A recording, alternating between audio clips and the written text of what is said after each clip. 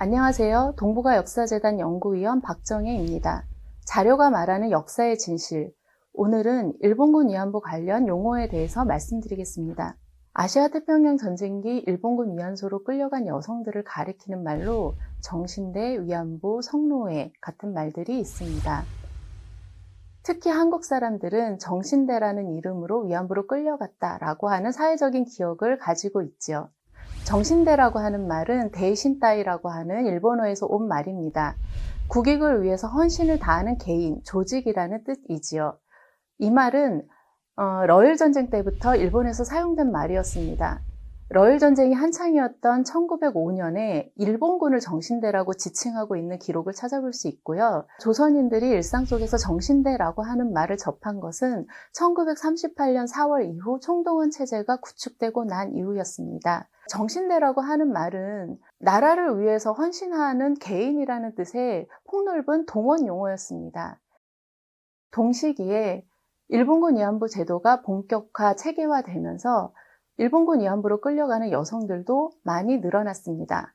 일본군 위안부를 동원하는 방식은 일본군에서 주도 면밀하게 업자를 선정하면 이 업자는 지역의 경찰과 헌병의 긴밀한 연계하에서 위안부들을 모집하도록 되어 있습니다. 이 업자들은 총동원 체제라고 하는 사회적인 변화 속에서 기존의 인신매매 메커니즘을 활용해서 여성을 동원했습니다.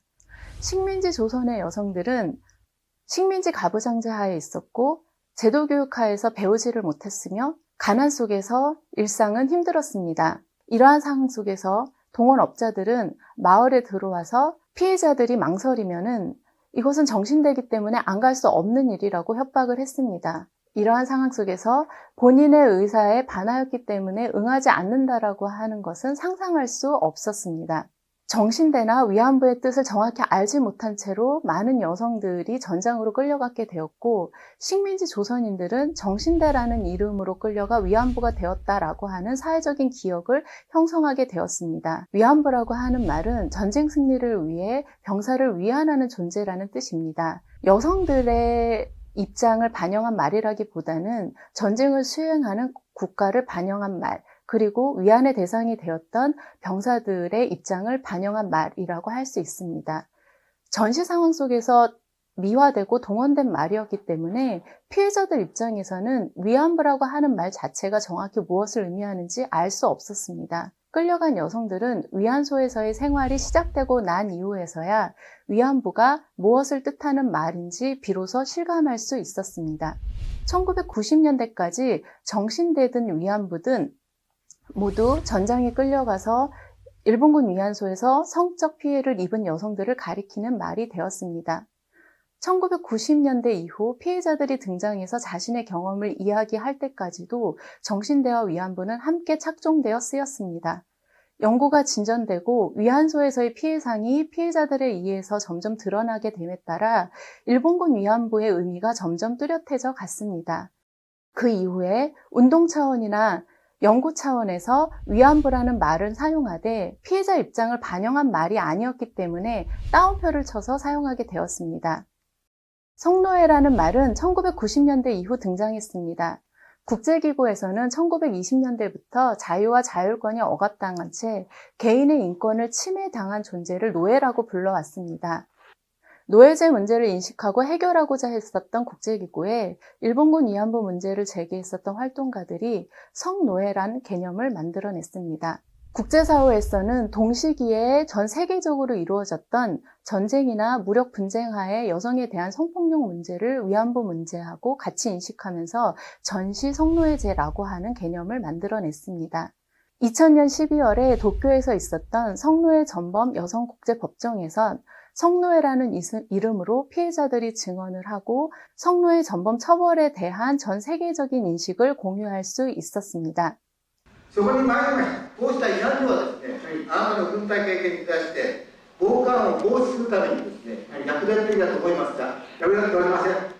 昭和18年ですけども、作戦に参りました。その時に、ある裏に失敬しました。その時に、私たちの同年兵が一人の若い女性を連れてきました。21歳だと思います。それを6人の兵隊でくじ引きをして順番を決めて、そして一人一人その女を返還をいたしました。女の子は女を殺せ、子供を産むから殺せ、子供が重いとなったならば我々に反抗だから殺せというように上司の命令が変わったんです。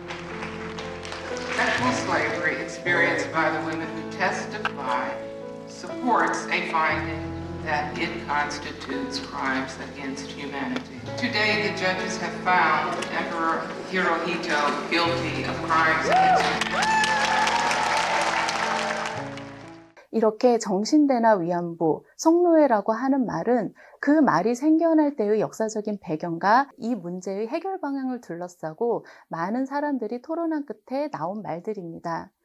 정신대라는 말은 위안부 동원 피해자를 넘어서는 전시 강제동원 피해자를 모두 포괄하는 말이지만 정신대라는 이름 속에서 위안부로 끌려갔었던 당대의 조선 식민지 상황을 반영합니다. 위안부라고 하는 말은 피해자 입장을 반영하지 않는다라는 점에서는 한계가 있지만 당대 일본군이 사용했다라는 점에서는 일본군의 역사적인 성격을 드러낼 수 있다라고 하는 특징을 가집니다.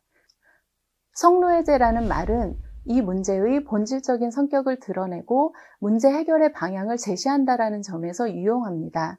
하지만 아직 이 용어의 적절성에 대해서는 토론이 지속되고 있습니다. 아시아태평양 전쟁기 일본군 위안소에 끌려가서 성적 피해 고통을 받는 피해자를 표현하는 적절한 말을 찾기 위해서 우리는 더욱 적극적으로 고민하고 토론하고 말을 찾아야 합니다.